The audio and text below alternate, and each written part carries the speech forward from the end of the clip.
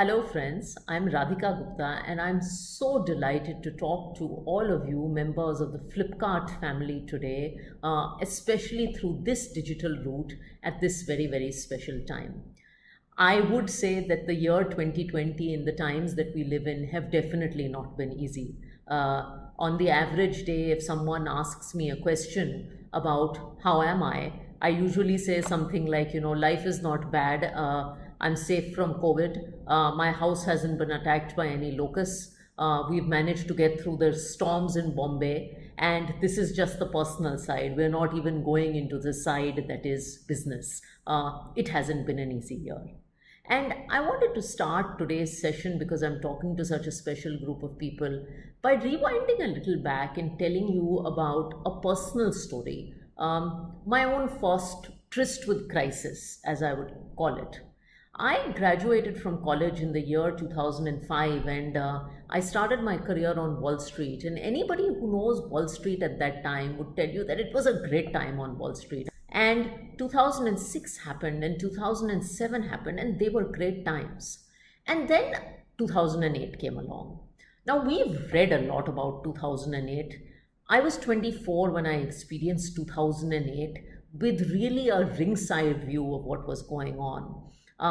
At that point, I used to work for a firm called AQR Capital, and one of the things that we had at AQR Capital was that we could see the profit and loss of the company at any given point in time on the internet. Every employee could open the internet, and the profit and loss screen would be visible on the internet. And so one day in 2008, when I was going to work early in the morning with a group of colleagues, the profit and loss screen showed a minus $100 million loss. This was at around 9 in the morning. And we were shocked and we were horrified. Gradually, in the world of Wall Street, where I had only known bonuses and good times and money and profit, I learned a new word, and that word was called layoff. Layoff meant that you would lose your job effectively for no fault of your own.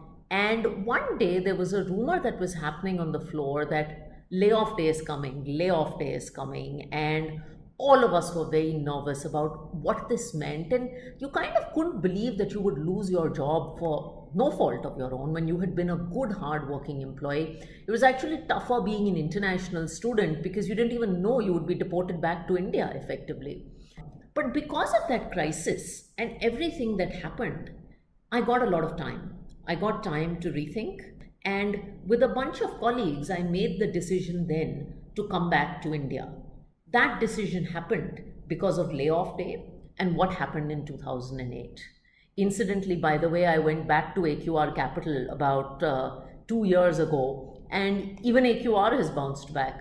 From 40 billion, they went to 20 billion. From 20 billion, they are back to 200 billion.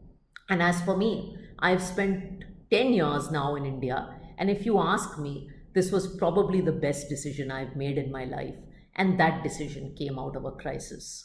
One of the best things that I learned over the last few years from my group chairman, Rashesh, is that you should never waste a good crisis. Every crisis is an opportunity to rethink, sit back, and re-gear. And that's what I want to tell you about today. And I want to share with you 4 pieces of advice that I think might just help you as you navigate these choppy waters. The first piece of advice I want to tell you is about survival. I think survival is very important. And at times like this, the first instinct that comes to mind is let's rethink and let's re-gear and let's do new things. No. First, focus on survival. You guys are all sellers, you're owners of your own businesses, you're entrepreneurs, and the 2 things that are most important in seeing hundreds of businesses, large and small, through this crisis is managing costs well and managing liquidity well. Liquidity is your best friend and your worst enemy in a crisis. If you managed for 3 months of liquidity before, manage for 6 to 9 months of bad times. It's just like what we were taught when we were growing up in any traditional Indian household. Waqt bura aaye, तो हाथ थोड़ा tight कर लो, लेकिन make sure you have money for a bad day. Manage your working capital and balance sheet better. Many of the things that we thought were impossible in the pre-COVID days have now become possible in the COVID days. Think about ways to incorporate digital into your business. Nothing is impossible now. And often what happens is, I often say this, that in years like 2016 and 17 and 18, and when we are growing, we often forget to go back to the basics. We are young, I know many of you are second generation entrepreneurs. We have a lot of energy, we just want to grow, and we forget the basics that we were taught about managing costs and keeping liquidity. You guys are also small businesses, you are nimble. Please take advantage of that. You can re-gear and retouch up much more than large established players can.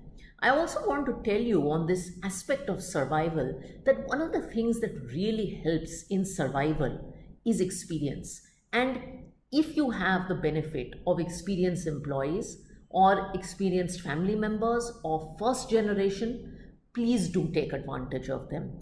We often underestimate their importance.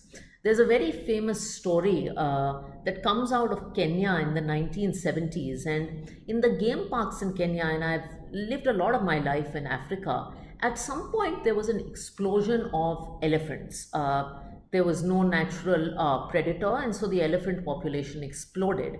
And at that point, the game park said, okay, we've got to get rid of some of these elephants. That was a decision taken. Now, which elephants do you think they would have gotten rid of? Well, like many of us would do in our corporate world, we often forget or get rid of people who are weak, people who are overweight, people who are old. And this is what they did. And it was a disaster. And why was it a disaster? Because they forgot that in a crisis, the most experienced elephant, the guy who might be weak, who might be overweight, who might be a little sluggish, is actually the one whose experience matters. He's the one that knows that if there's a shortage in water, where else can I take the tribe to? He's the one who's the force that makes sure the young brood doesn't fight. He's the one who keeps the discipline in order. It's like your father. When your father is around, you and your sibling will fight a little less and behave a little better, even in front of a friend's father, actually. So experience comes in really, really handy. What you think is the weak link can help you in survival, and please draw on that experience. The second thing I want to tell you is that the best thing you can do for yourself is energize yourself and your employees. I'm in the business of money management, but I will tell you that I think the most important asset that any individual or organization has is not its plant, and it's not its machinery, and it's not even its time, and it's not even its bank balance. It's your energy. Energy makes people do incredible things and energize your employees. One of the most memorable stories that I remember early in my CEO tenure, I worked with a large financial distribution firm and called NJ India Invest, and they have many, many partners, a little bit like yourselves, spread all over the nation that take these financial products. And I was always amused at how NJ could, sitting out of Surat, motivate people all across the country. And this event was held in Goa University, and there were about 5,000 people there. And when you see 5,000 people in an auditorium, it is absolutely incredible. But the founder of NJ at that point, Neeraj Bhai, came on stage and said, "What do you think we're doing? Are we selling mutual funds?" And he said, "We're not selling mutual funds. We're taking financial independence to the home of every Indian." And in that one line, financial independence to the home of every Indian, he energized about 5,000 people there, and those 5,000 people probably energized another 5 and 10,000 people. It's very important to communicate to your employees a sense of purpose. And I think in being a part of the Flipkart family, in serving India when India can't go out and shop, when India has to do everything online, you are part of fulfilling a bigger sense of purpose. So please use this sense of purpose to energize employees. I promise you, an employee will stick with you even if you cut his salary by 30%, if he has a sense of purpose, if he knows the organization is treating him fairly, and if he knows you'll stand by him. The third piece of advice I have to you is that this is a time to sweat your own business and yourself even more. Upskill yourself, improve your own skills. One of the things that I've tried to use this crisis to do is actually take one class every day. In a city like Bombay, much of our time is spent commuting. So I realized quite quickly into this lockdown that 2 hours of my time are done from the commute. So what do? I'm trying to upskill myself. I'm trying to take one class every day. I took a writing class with my father. I took a class on creativity. Please try to upskill yourself. Also think of how you can sweat your existing resources, your people, your capabilities, your manufacturing to do something else that might sell today. Because this is a slightly light-hearted event, I want to tell you a little story I read of one business, and this is actually a true story, that took a crisis and completely turned it around with their customers. If anyone has been to Spain here, they might know that Spain has a culture of comedy clubs. There are these clubs that people come to and they laugh, and it's very nice and you must experience it. Now, one day in Spain, it was announced that entertainment tax in Spain rose from 8 to 21%. 8 to 21%. That is a significant rise in entertainment tax. If you were probably the owner of that comedy club, what would you do at that point? Well, chances are you'd probably be very upset. You'd say the world is coming to an end. Here's what this comedy club did. Most comedy clubs thought like these guys, but one guy decided to do something a little different. They said, I'm going to stop charging customers fixed fees, and I'm only going to make them pay every time they laugh. It was called Pay for Laugh. You can actually Google this. And think about it. When you go to a comedy club, and I'm sure many of you have been to one, what is the biggest risk that you go through?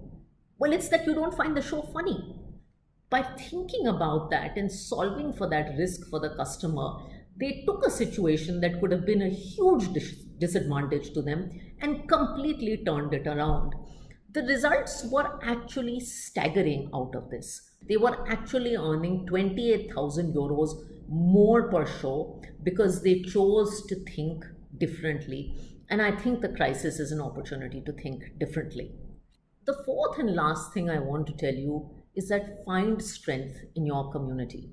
You are not a standalone person watching this video. You are part of a much larger Flipkart family, and I think we sometimes misunderstand the importance of community. Community strengthens you. And if I were to ask you one question, what is India's largest FMCG company? Think about it. It's not HUL. It's Amul.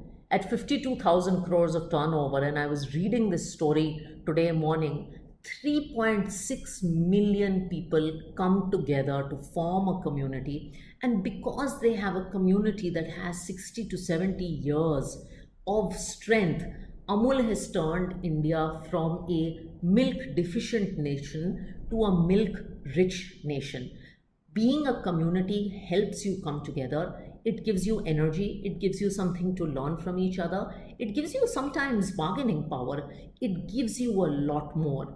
More than anything, it gives you a sense that you're not alone. I grew up in a country called Nigeria. Many of you would know that Nigeria is in West Africa. And while it is one of the world's largest oil producing nations, it is also incredibly corrupt. And yet when you land in Lagos, which at that point when I lived there was the capital, and you land at Murtala Muhammad International Airport, there is a sign that says, "Welcome to the happiest place on earth." Because Nigeria is bound by the spirit of community.